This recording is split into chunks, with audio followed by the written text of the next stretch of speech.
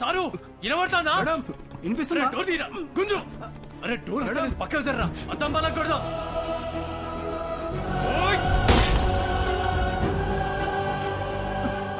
అరే అరే పట్టుకోరా. అరే ఇటు చచ్చిపోయిండ్రా. అరే రారాబాయ్, అరే అంబులెన్స్ వస్తాను, పోదాం పారా. మనమే కదా అంబులెన్స్ కు ఫోన్ చేసింది, ఎందుకు దాచుకుంటున్నావురా? అరే పిక్చర్ వారా, వాళ్ళని కాపానికి మనం అద్దం బలగొట్టినాం. ఇప్పుడు పోలీసులు వస్తే మనల్ని పట్టుకుంటారు. గా తర్వాత మనం ఏం చెప్పినా నమ్మర్రా. తాగేసి పైసల కోసం వాళ్ళని చంపినామని మనల్ని బొక్కలేస్తారు. సప్పుడు చేయకుండా కోసారా. వీళ్ళ నంబర్ నుండి అంబులెన్స్ డ్రైవర్ కి ఫోన్ చేశారు. అది మనం ట్రాప్ చేసి పట్టుకున్నాం. కాబట్టి ఈ కేసుకి వీళ్ళకి ఎలాంటి సంబంధం లేదు. బాబు థ్యాంక్ యూ, మీరు కూడా వెళ్ళిపోవచ్చు.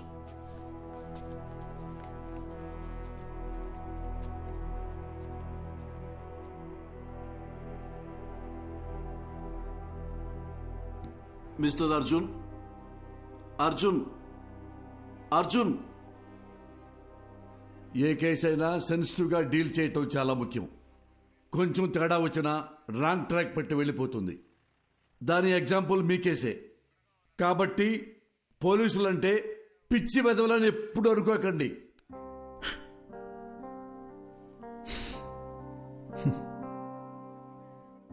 Thanks sir.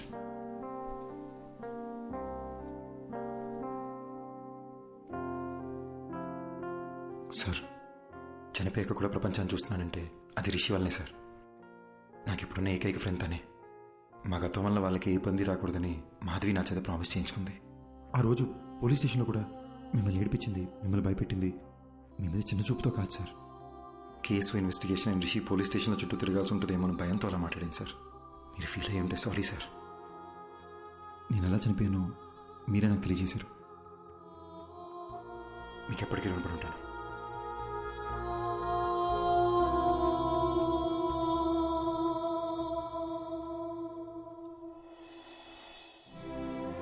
ఇన్నాళ్ళు మనల్ని ఎవరో చంపేశారనుకున్నాను. వాళ్ళని చంపేయాలన్న కోపంతో ఉన్నాను మాధవి. కానీ రిషికి ప్రాబ్లం అవ్వకూడదని ఆగిపోయాను. వాళ్ళు చేసిన తప్పుకి వాళ్ళకి శిక్ష పడింది. నా వల్ల బాగా బతకాల్సి నువ్వు చనిపోయావు. మరి నాకు శిక్ష ఏంటి? మా నాన్న ఎప్పుడు చెప్తుండేవాడు, జాగ్రత్త రాని. నాకు ఇప్పుడు అర్థమవుతుంది బటర్ఫ్లై. మనకేమన్నా అయితే మనకన్నా మనల్ని ప్రేమించిన వాళ్ళు ఎక్కువ బాధపడతారని. నా ఒక్కడి తప్పు వల్ల మన ఇద్దరి జీవితాలు నాశనం అయిపోయినాయి కదా. అర్జున్, యాక్సిడెంట్ జరగడానికి నేను కూడా కారణమే. ఆ యాక్సిడెంట్లో నీకొక్కడికే ఏదైనా అయ్యుంటే అది చూసి నేను బతికుంటానని ఎలా అనుకున్నావు? You are my world. చనిపోయాక కూడా నీతోనే ఉన్నాను. నాకు అదే చాలు.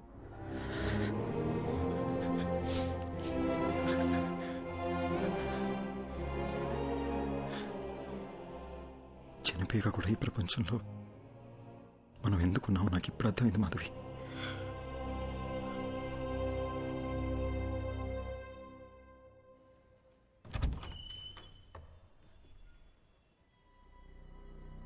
ఎవరు బాబు మీరు? ఏంటి ఆలోచిస్తున్నారు? నేను అడుగుతూనే ఉన్నాను, మీ పాటికి మీరు లోపలికి వచ్చేస్తున్నారు.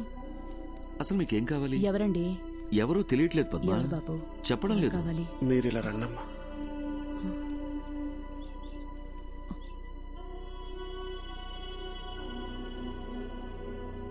ఒక్కసారి అక్కడ చూడట్లమ్మా.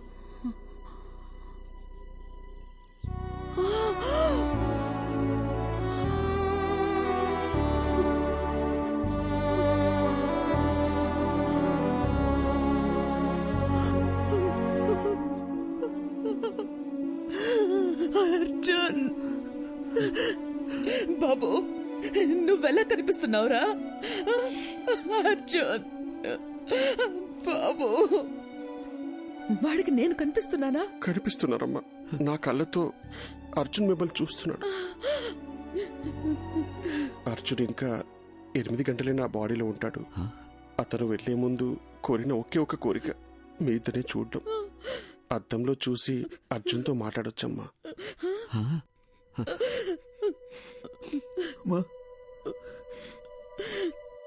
వినిపిస్తుందమ్మా?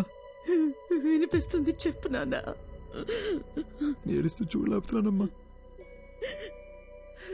ఒక్కసారి నా దగ్గరికి తీసుకోవా?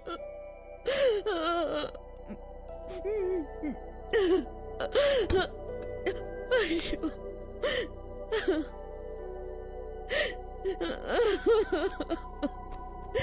అర్జున్,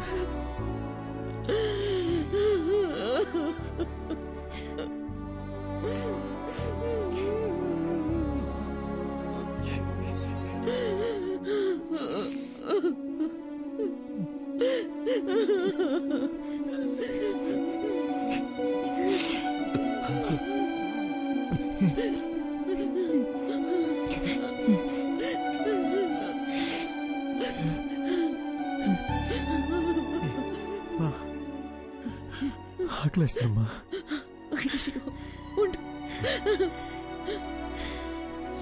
ఏమండి, మీరు షాప్కి వెళ్ళి వద్దు, మీరు బాబుతోనే ఉండండి. ఏముంది ఇంట్లో?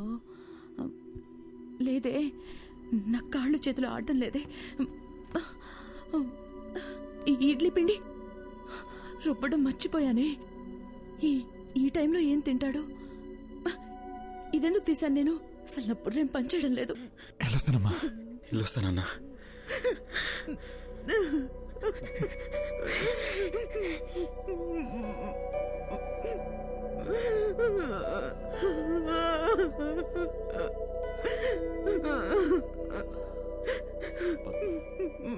ఏంటిది?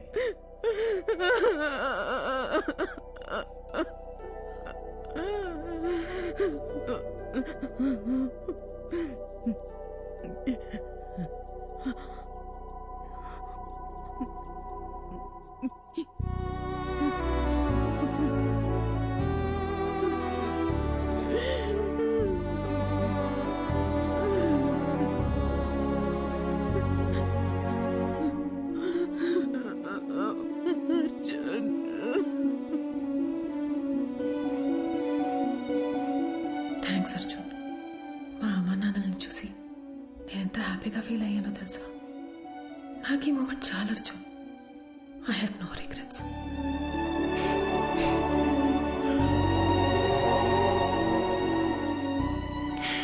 ఎవరైనా ప్రేమిస్తే జీవితాంతం తోడుంటానంటారు, కానీ నువ్వు చనిపోయాక కూడా నాకు తోడున్నావు. ఇప్పుడు కూడా మనం ఈ ప్రపంచం నుంచి వెళ్ళిపోతున్నామనే బాధ కన్నా రేపు నువ్వు నాతో లేకపోతే నేనేమైపోతానేమో అని భయంగా ఉంది Madhavi.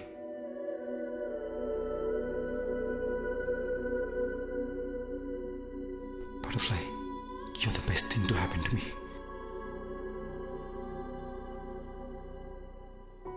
Okay, no more of this crying. నాకు నీ స్మైల్ చూడాలనుంది. I love you forever and ever.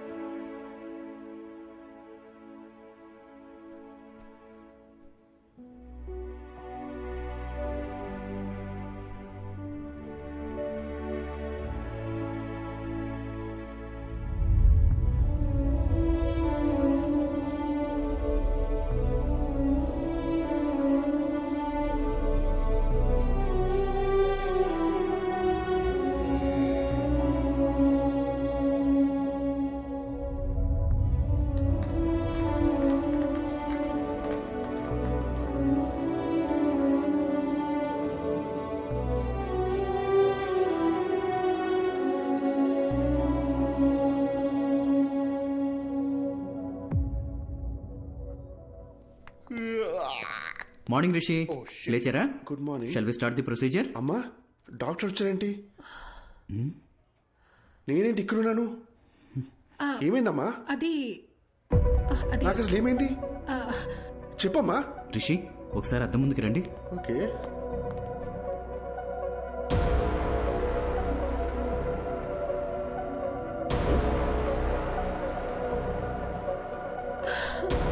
Doctor, నా కొడుకు బాడీలోంచి అర్జున్ వెళ్ళిపోయినట్టయినా నీకు సరైపోయిందిరా. ఏయ్, నా బాడీలో ఎవరున్నారు? నాకేంటి ప్రాబ్లం? నాకు వచ్చిన ఫీవర్ కదా. అమ్మ నా బంగారమే, నీకే ప్రాబ్లం లేదురా. ఏ ప్రాబ్లం లేదు, నయమైపోయినట్టే. అన్ని నయమైపోయాయి. ఏంటి డాక్టర్ మీరు చెప్తోంది? అలాంటప్పుడు ముందే వెళ్ళిపోయిండొచ్చు కదా. అద్దంలో నీకు బదులు అర్జున్ కనిపించడం చాలా పెద్ద మిరాకిల్. నీ బాడీ నుండి బయటికి వెళ్లే దారి తెలియక అర్జున్ చాలా ఇబ్బంది పడ్డాడు. కానీ నిన్న మీ ద్వారా వాళ్ళ అమ్మా నాన్నల్ని కలవడానికి వెళ్ళాడు. అక్కడే అర్జున్ మాధవిలకి వాళ్ళ లైఫ్ కంప్లీట్ అయిన సాటిస్ఫాక్షన్ దొరుకుంటుందని నేను నమ్ముతున్నాను. అర్జున్ని మార్నింగ్ హక్ చేసుకుని సెండ్ ఆఫ్ ఇద్దాం అనుకున్నాను, కానీ దానికి అవకాశం లేకుండా అతనే వెళ్ళిపోయాడు. ఇందులో మంచి విషయం ఏంటంటే పిల్లలతో మళ్ళీ ఒకసారి సంతోషంగా టైం స్పెండ్ చేయడంతో అర్జున్ మాధవిల పేరెంట్స్ కాస్త నార్మల్ అయ్యారు. ఏమండి, ఏంటలా ఉన్నారు? నేను బాగానే ఉన్నాను కదా, మరి మీకేమైంది? అర్జున్ ఏం చెప్పాడో మర్చిపోయారా? మనం హ్యాపీగా ఉంటామని వాడికి మాట ఇచ్చాం కదా, గుర్తుందా? లేవండి, ఇలా డల్గా కూర్చోకుండా అలా వాకింగ్ చేసిరండి. వెళ్ళండి.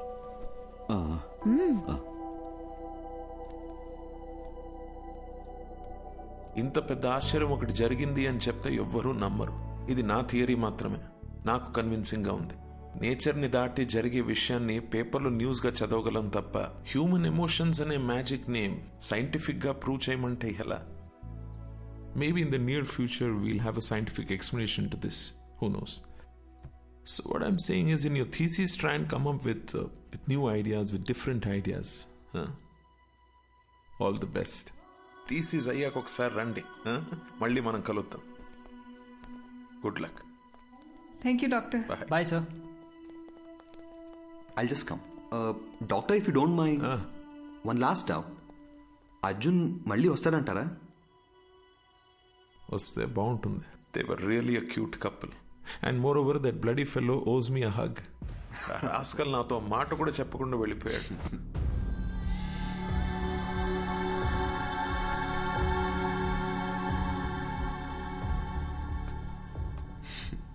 ఎందుకో హక్ చేసుకోవాలనిపించింది. What's your name again? Arjun, let's go. వస్తున్నా మాధవి.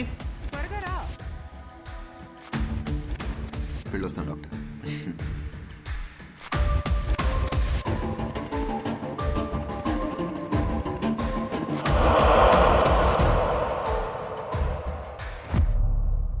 అర్జున్, నన్ను ఎందుకు ఎప్పుడు మాధవి అని పిలుస్తావు? Cause I love you, butterfly, and you're the best thing to happen to me. ఈ విషయం నీకు ఇప్పుడే అర్థం కాదు, టైం వచ్చినప్పుడు అర్థం అవుతుంది. Let's go.